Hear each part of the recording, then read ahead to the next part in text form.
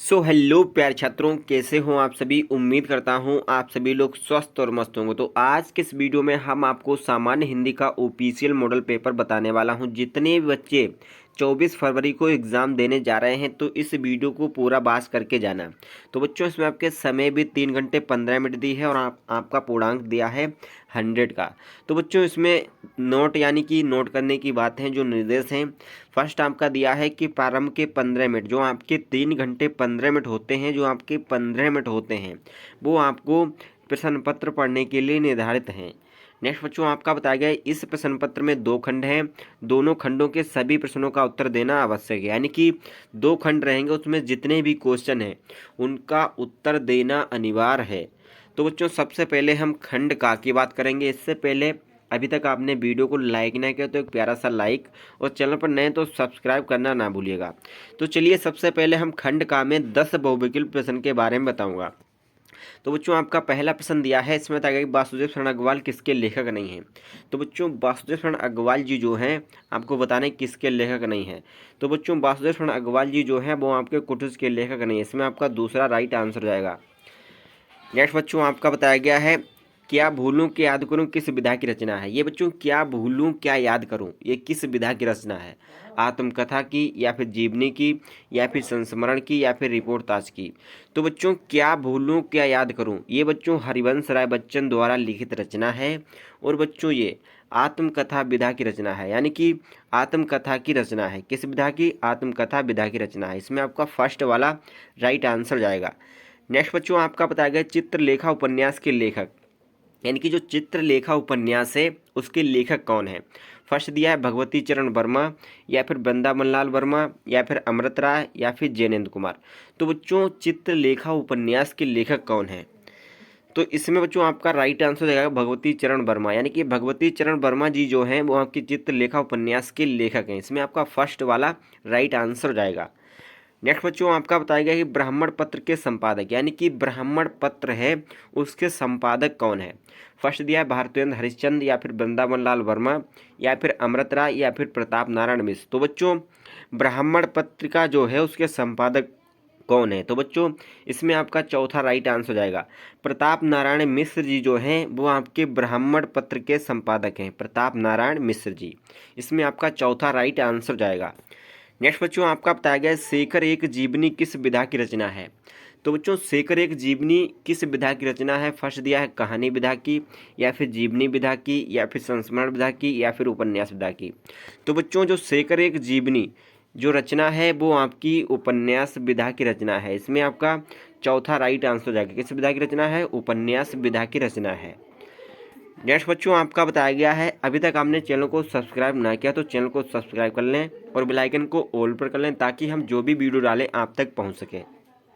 इसमें बच्चों बताया गया कि निम्नलिखित में से रामधारी सिंह दिनकर की रचना है, यानी कि जो दिनकर जी हैं उनकी कौन सी रचना है। फर्स्ट दिया है परशुराम की प्रतीक्षा, या फिर लहर, या फिर युगवाणी, या फिर अनक।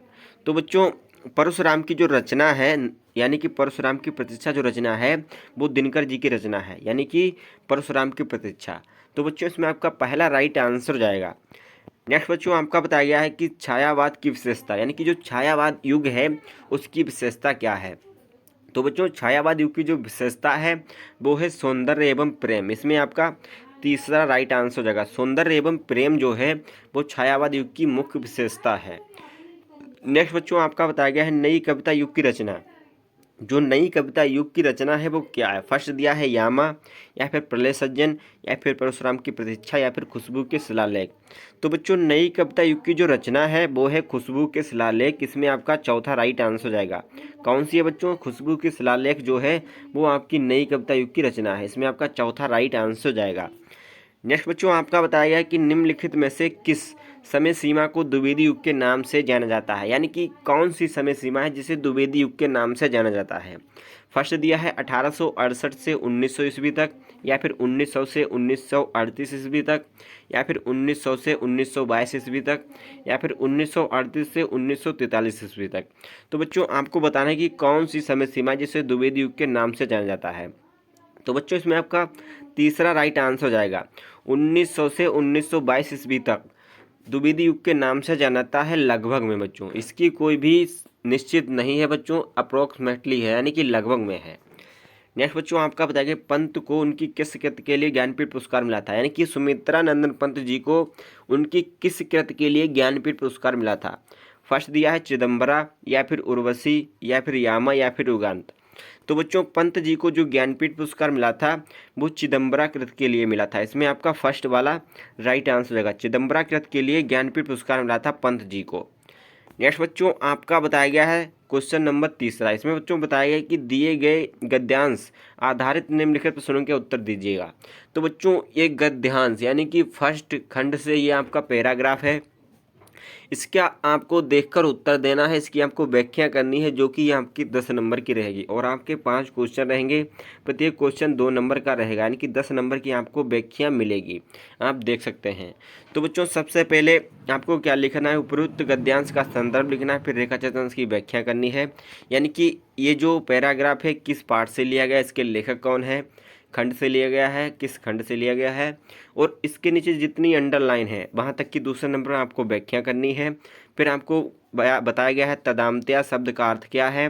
नेक्स्ट आपका बताया गया है कि जन का सततवाही जीवन कैसा है, यानी कि लोगों का सततवाही जीवन कैसा है। नेक्स्ट बच्चों आपका बताया गया राष्ट्र निवासी जन किसके समान आगे बढ़ने के लिए अजर अमर हैं। तो बच्चों राष्ट्र के निवासी जो लोग हैं वो किसके समान आगे बढ़ने के लिए अजर अमर हैं। नेक्स्ट बच्चों अथवा में दिया है आपको, अगर वो नहीं आ रहा है तो आप ये कर सकते हैं। तो बच्चों इसमें भी वही पैटर्न रहेगा, पैराग्राफ दिया होगा, आपको सबसे पहले संदर्भ लिखना है, फिर रेखाचित्र की व्याख्या करनी है, फिर आपको 3 क्वेश्चन इस पैराग्राफ से मिलेंगे, आपका उत्तर यहीं से मिल जाएगा, आप सही से पढ़ेंगे तो। जैसे आप देख सकते हैं जैसे 5 क्वेश्चन है, प्रत्येक क्वेश्चन 2-2 अंक के रहेंगे, यानी कि 10 नंबर आपको मिल जाएंगे। नेक्स्ट बच्चों 4 नंबर में बताया गया है दिए गए पद्यांश पर आधारित निम्नलिखित प्रश्नों के उत्तर दीजिए, जो कि आपके 10 नंबर का ये भी रहेगा बच्चों। सॉरी, इसमें भी बच्चों दिया है पैराग्राफ, यानी कि इसमें भी आपको वही सेम पैटर्न करना है। 5 क्वेश्चन रहेंगे, प्रत्येक क्वेश्चन 2-2 नंबर का रहेगा। सबसे पहले हमको संदर्भ लिखना है, फिर रेखाचित्र की व्याख्या, फिर बच्चों आपको 3 क्वेश्चन इसी पैराग्राफ से रिलेटेड मिलेंगे। नेक्स्ट बच्चों अथवा में दिया है, अगर वो नहीं आ रहा है तो हम ये भी कर सकते हैं। इसमें बच्चों सेम पैटर्न रहेगा, वही आपको लिखना है और आपको तैयार कर लेना है हद से ज़्यादा। 1 से 3 पार्ट के बीच ज़्यादा नहीं याद करने हैं, 1 से 3 पार्ट के सारे आपको व्याख्या और रेखाचित्र अंश की व्याख्या सभी आपको देख लेना है। नेक्स्ट बच्चों 5 नंबर बताया गया है कि निम्नलिखित में से किसी एक लेखक का साहित्यिक परिचय देते हुए उनकी प्रमुख रचना का उल्लेख कीजिए, यानी कि किसी भी एक लेखक का जीवन परिचय लिखना है, आचार्य हजारा प्रसाद द्विवेदी का, या फिर APJ अब्दुल कलाम, या फिर वासुदेव अग्रवाल। इसमें जो वर्ड यानी कि जो शब्द होने चाहिए वो 80 से अधिक होने चाहिए, यानी कि इसमें आपको 5 रचनाएं लिखनी है मेन जितने भी हैं, और ज़्यादा शब्द नहीं लिखने बच्चों। 60 शब्द का आपको जीवन परिचय लिखना है। वहाँ एग्जामिनर गिनेगा थोड़े ना बैठकर, या 50 का 60 का है, आपको देखेगा अच्छा लिखा होगा तो आपको नंबर दे दिया जाएगा, बस ज़्यादा नहीं लिखना है। नेक्स्ट बच्चों आपका बताया गया है निम्नलिखित किसी एक कवि का, एक बच्चों लेखक का जीवन परिचय लिखना है, फिर कवि का जीवन परिचय लिखना है। 5-5 नंबर के आपको आएंगे, 10 नंबर आपको जीवन परिचय से मिलते हैं, जिसमें आपको फर्स्ट कवि है मैथिली शरण गुप्त, या फिर सुमित्रा पंत जी, या फिर अयोध्या सिंह उपाध्याय हरियों जी का। तो बच्चों 5 नंबर आपको इसमें मिल जाएंगे। नेक्स्ट बच्चों 6 नंबर दिया है बहादुर या फिर पंचलाइट कहानी का उद्देश्य पर प्रकाश डालिए। 100% ये दोनों कहानी याद कर लीजिए, क्योंकि यही आएंगी, अथवा वाली आपको नहीं याद करनी है। ये बच्चों बहादुर और पंचलाइट कहानी आपको याद करनी है, 5 नंबर इजीली आपको यहाँ से मिल जाएंगे।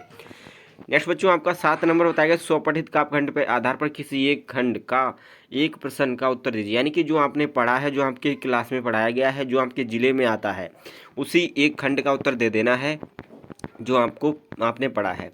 नेक्स्ट बच्चों इसमें 8 नंबर बताया गया और आपका खंड खा है। इसमें आपको सबसे पहले संस्कृत के 2 पैराग्राफ मिलेंगे, इसकी आपको व्याख्या करनी है, हिंदी में अनुवाद करना है बच्चों, संदर्भ सहित। आपको संदर्भ के 2 नंबर मिलेंगे और हिंदी अनुवाद के आपको 5 नंबर मिलेंगे। तो आपको 7 नंबर का ये आपका संस्कृत हिंदी अनुवाद आता है, इसका आप स्क्रीनशॉट ले लीजिएगा और आपको टिक लगा लेना है, आपको याद कर लेना है। अथवा में भी दिया होता है, सेम पैटर्न रहेगा, पहले संदर्भ लिखना है, फिर इसकी हिंदी में अनुवाद करना है। नेक्स्ट बच्चों आपका आता है पद्यांश से किसी एक का संदर्भ हिंदी में अनुवाद करना है। 2 बच्चों दिए हैं, किसी एक को हिंदी में अनुवाद कर देना है, अथवा में दिया है, 7 नंबर आपको मिल जाएंगे। नेक्स्ट बच्चों आपका दिया है मुहावरों में से किसी एक का अर्थ लिखकर अपने वाक्य में प्रयोग करना है। आपके 4 मुहावरे, किसी एक का आपको अर्थ लिखना है, अपने वाक्य अपने शब्द में अर्थ लिखना है। नेक्स्ट बच्चों आपका बताया गया है कि निम्नलिखित अपठित गद्यांश को पढ़कर नीचे दिए गए प्रश्नों के उत्तर देना है। जो आपने कभी भी नहीं पढ़ा होगा ऐसा पैराग्राफ आपको देखने को मिलेगा जो आपको पढ़कर उत्तर देना है। आपका 5 नंबर का आता है, इसमें 3 क्वेश्चन पूछे जाते हैं, इजीली आपको 5 नंबर मिल जाएंगे। नेक्स्ट बच्चों आपका बताया गया है कि निम्नलिखित शब्द युग्मों का सही अर्थ चयन करके लिखना है। ये शब्द युग्म है, इसका हमको सही अर्थ लिखना है। 2 बच्चों शब्द युग्म आते हैं 2 नंबर के, पृथ्वी पुत्र सारथी और सारथी और पुत्र, वस्तु और धागा, रुई और धागा। तो बच्चों सूत माने जो होता है, सूत माने होता है जो पुत्र होता है, और सूत माने जो होता है वो सारथी होता है। तो बच्चों इसमें जो आपका राइट आंसर हो जाएगा वो आपका फर्स्ट वाला हो जाएगा। सूत माने पुत्र होता है और सूत माने आपका सारथी होता है। नेक्स्ट बच्चों आपका बताया गया है अम्बुदि और अम्बुज। अम्बुदि माने बच्चों क्या होता है? अम्बुदि माने आपका समुद्र होता है, अम्बुज जो होता है वो आपका कमल होता है। अम्बुज, पंकज, जलज, सरोज, ये आपका कमल का पर्यायवाची होता है। तो बच्चों इसमें आपका बी वाला राइट आंसर हो जाएगा। नेक्स्ट बच्चों आपका बताया गया निम्नलिखित शब्दों में से किसी एक शब्द के 2 अर्थ लिखने हैं। बच्चों आपको पर्यायवाची लिखना है, किसी एक शब्द के 2 अर्थ तो लिख ही सकते हैं आप। नेक्स्ट बच्चों आपका बताया गया है, इसमें बताया गया है कि निम्नलिखित पद्यांश में से किसी एक शब्द को चयन करके लिखें। जो आंखों के सामने ना हो उसे बच्चों कहते हैं अप्रत्यक्ष, यानी कि जो आंखों के सामने ना हो उसे अप्रत्यक्ष कहते हैं। नेक्स्ट बच्चों आपका बताया जीने की इच्छा रखने वाला। जीने की इच्छा रखने वाले को हम जिजीविषा कहते हैं, इसमें आपका चौथा राइट आंसर हो जाएगा। नेक्स्ट बच्चों आपका बताया गया निम्नलिखित में से किन्हीं 2 वाक्यों को शुद्ध करके लिखना है। बच्चों आपको 4 वाक्य रहेंगे, किसी 2 वाक्य को सही करके लिख देना है, थोड़ी सी मिस्टेक होती इनमें। नेक्स्ट बच्चों आपका बताया गया है, इसमें बच्चों आपका बताया गया है, कहाँ पहुँच गए सर, यहाँ पर बच्चों आपको सबसे पहले श्रृंगार रस, हास्यरस और रूपक अलंकार ये लिखने हैं। मतलब हास्यरस का और श्रृंगार रस का स्थायी भाव और उदाहरण के साथ परिभाषा लिखनी है। रूपक और भ्रांतिमान अलंकार लिखना है। चौपाई, कुंडलियाँ, छंद, मात्रा सहित लिखनी है। लक्षण और उदाहरण दोनों लिखने हैं बच्चों आपको। 2-2 नंबर यानी कि 6 नंबर आपको रस, छंद, अलंकार से आते हैं। नेक्स्ट बच्चों आपका बताया गया है बैंक में व्यवसाय हो तो ऋण की मांग करते हुए बैंक प्रबंधन को प्रार्थना पत्र लिखना है। अथवा मोहल्ले में फैली गंदगी की तरफ जिलाधिकारी का ध्यान आकर्षित कराने के लिए आवेदन पत्र लिखना है। निम्नलिखित में से विषयों में से किसी एक पर अपनी भाषा शैली में निबंध लिखना है। तो बच्चों ये 4 निबंध हैं, जैसे पर्यावरण प्रदूषण या फिर आतंकवाद समस्या समाधान, मेरी प्रिय अबकरी, विज्ञान के दिन। तो बच्चों ये वीडियो मैंने थोड़ी रफ्तार में बनाई क्योंकि मुझे थोड़ा काम था, इसलिए मैंने कहा जल्दी से वीडियो बना दें और अपलोड कर लें। तो तब के लिए जय हिंद, मिलते हैं नेक्स्ट वीडियो में। अभी तक आपने चैनल को सब्सक्राइब नहीं किया तो सब्सक्राइब कर लें।